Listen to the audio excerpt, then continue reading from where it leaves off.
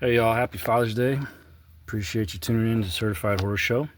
Today we're on an 01 Super Duty 4-wheel drive F250. Front end's been pretty shot on the thing for a while. Primarily a bad lower ball joint and a bad outer tie rod end on the driver's side. It's getting pretty floaty when you're towing a trailer, and I'm never running this truck unless I'm running it hard. So the knuckle has been pulled off on this one and the ball joint's been changed out. I bought XRF. Really good brand I've had good luck with for a long time now. This is a solid axle Dana 15. It's my first time in one. I was quite surprised the unit bearing on this actually came out without much trouble at all. Now this right here is a seal that you're going to call the outer vacuum seal. So there's an axle tube seal that goes in here. It's on the axle shaft. And this one goes on the outer stub axle. Now this is about a $35 bearing slash seal. It's two-piece and it's stiff. I can't do it with one hand, but this actually rotates. So one half stays on the shaft and one half stays in the housing. And this goes down the road at the same speed that your axle shaft turns. So there is a pretty important bearing in there.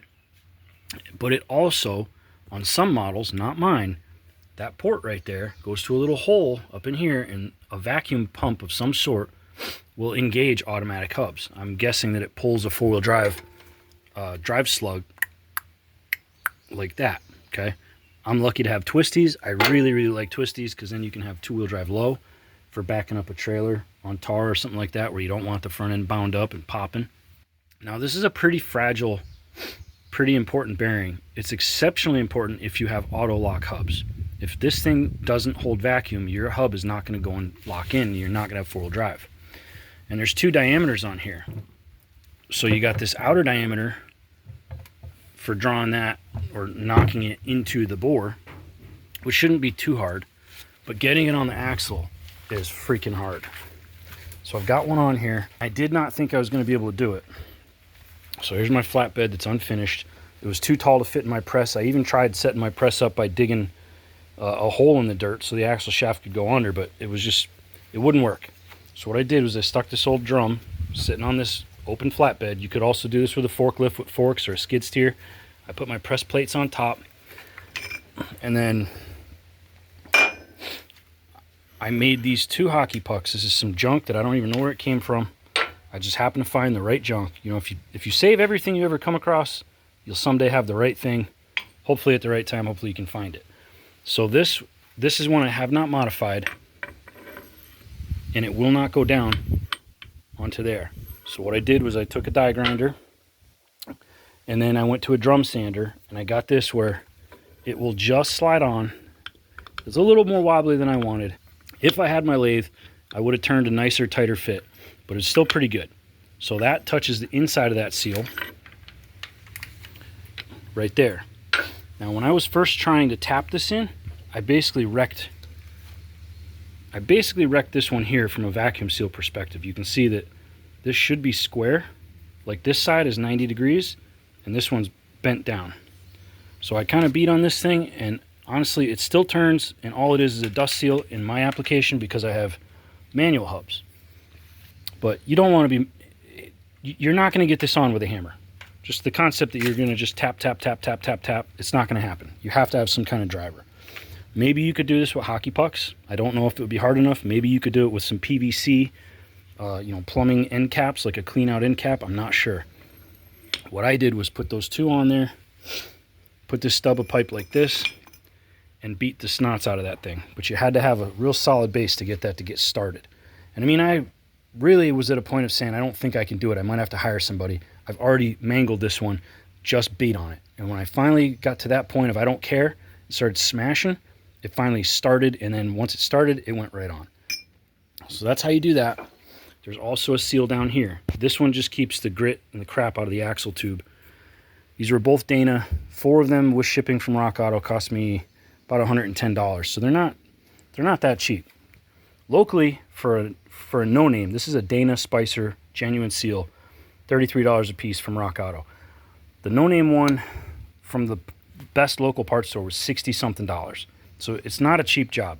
You know, it's just as expensive as the U-joints themselves. Luckily, mine are good. Obviously, we got the axle shaft here. You got the splines on this end tapered down. There's going to be a seal or a bearing. I'm going to assume a bearing on the inside. I'm not sure if there's a seal on the interior. Pretty good chance there is because I haven't got any oil that has come out of that tube, so I'm guessing there's an oil seal and a bearing. On the interior, at this end, you've got that seal, and when it hits the tube, it's going to back up like this, like an accordion. So it's not a positive seal. It doesn't go into a register. It just rides against the surface, and that means it spins against that surface too.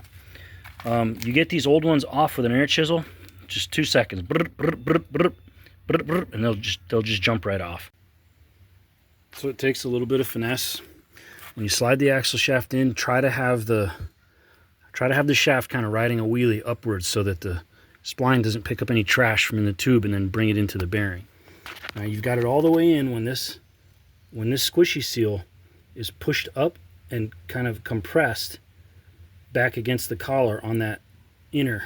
Now you also want, there's 2 sizes inside of that bore. There's a step. I'm probably not able to show it very well, but my fingernail is at a step right there. This seal isn't in all the way until that step is basically revealed. And for me, I had to go and, pound on the end of the stub axle. Try not to mar up your splines, but I had to pound on the end of the stub axle and then switch over to this, knock that in. You'll see the inner and outer portion of this seal slash bearing. You'll see a gap growing right in front of where my fingernail is. So as you knock in that axle, it's going to end up hitting the back of the seal, and then it's going to really not want to go in anymore.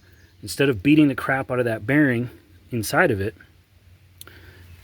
put your driver to walk the outer edge of that seal in, and then switch back to the axle. So you're going to modulate between hammer on the stub axle and then drive the seal. Hammer on the stub axle, drive the seal. We're not talking about beating the crap out of it, disfiguring it. And really with the driver tool, I really can't. But, share the burden. Don't just beat on that thing and mushroom it silly and use the axle to be driving that seal in. You'll probably wreck it.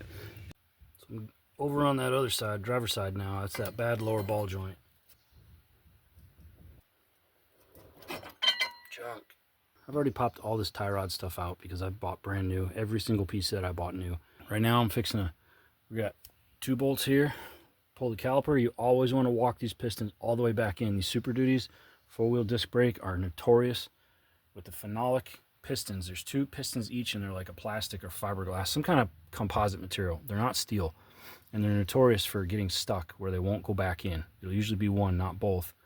But you can really help reduce the frequency of that by anytime you rotate tires, push that piston all the way to the back. You don't even have to pull this. You can go in with screwdrivers and jam that inner pad, walk it all the way that way, and then pump it back out with the brakes. That way it scrapes off the crapola for the most part and re-lubricates that phenolic piston. So you pull these 2 bolts, pull the caliper, hang it up over there.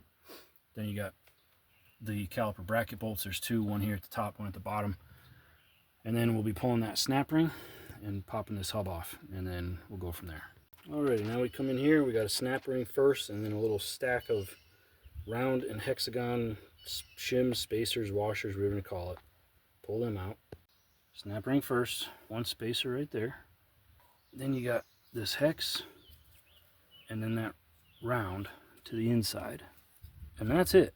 You're ready to turn this all the way and get your unit bearing bolts undone, which is going to be 1 right up in there, 1 there, and then 2 on the other side, same situation. And that brings us to this point. Now, if your dust shields are gone, like mine, like a Yankee truck covered in salt, you can delete that. I knocked them out of there a long time ago. We'll take a needle scaler, clean all this up. The rotor, brake rotor, will come right off the front. It might be stuck, but you can just beat on it from the back and rotate and beat. It'll come off the front. Now, one thing you got to watch out for, these ABS lines, this bolt right here can do that, and this can get eat up by your rotor. So that's a problem. There we go. It's starting to come free. You can beat on it with a hammer or just work it top to bottom. You get it. You get it, how it's going to go here. Okay, now when we're evaluating ball joints, this like 1 finger steer, this is way loose. You should not be able to steer that from there. Let's look at the other side.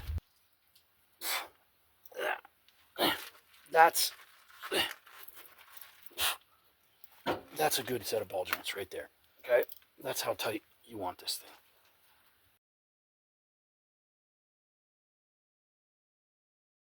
Now that ring, don't mangle it up, okay? Flange side outward and sharp side inward. Set that there. Grab your shaft and walk this out of here.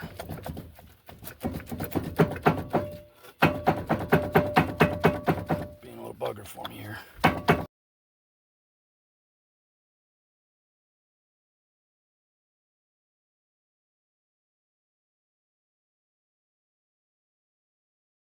Now, we've also got this disc right here with these squares. It's plastic, goes to the inside of that seal face. I got it out, but it fought me the whole way, and I'm not sure why.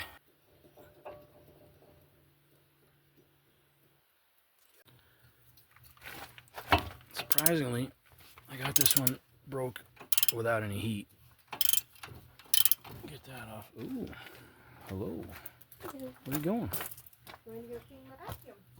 While she's cleaning her vacuum cleaner, let's see if I can get this lower one busted with this Harbor Freight 3/4 China ratchet. Brace yourself. Oh, there she goes. Praise God.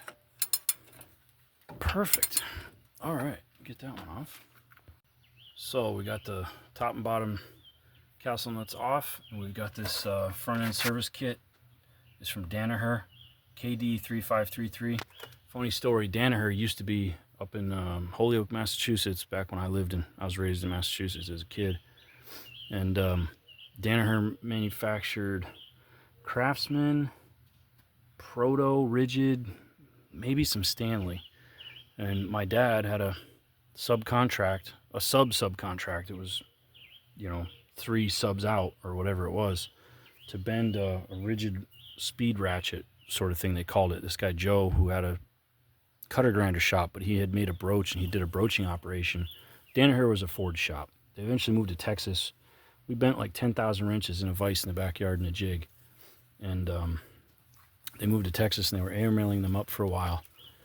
And I'm sure that they eventually found a subcontractor down there or in Mexico or somewhere to do it, but it didn't take too long for the Craftsman stores and all that to start closing. Or Sears? Yeah, Sears Craftsman. But that was probably forged in the city I was born in. Don't even know where I got the kit. Front end service kit. Right there. And I got an OTC ball joint press, and that thing's pretty fantastic. I can't say enough good things about that. So this is loaded. It's time to do some heat and beat. I'm going to go get my torch fired up and put some burn on there, and then smack that thing a couple times with a good sledge, and it should pop. The bottom one, I don't know, the bottom joint being shot, I might have to just sledgehammer that out of there, but no big deal.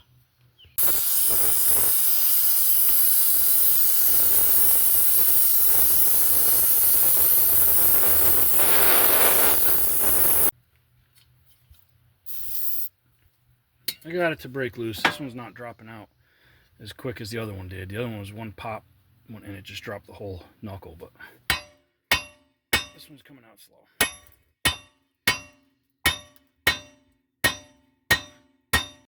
Knuckle sandwich right there.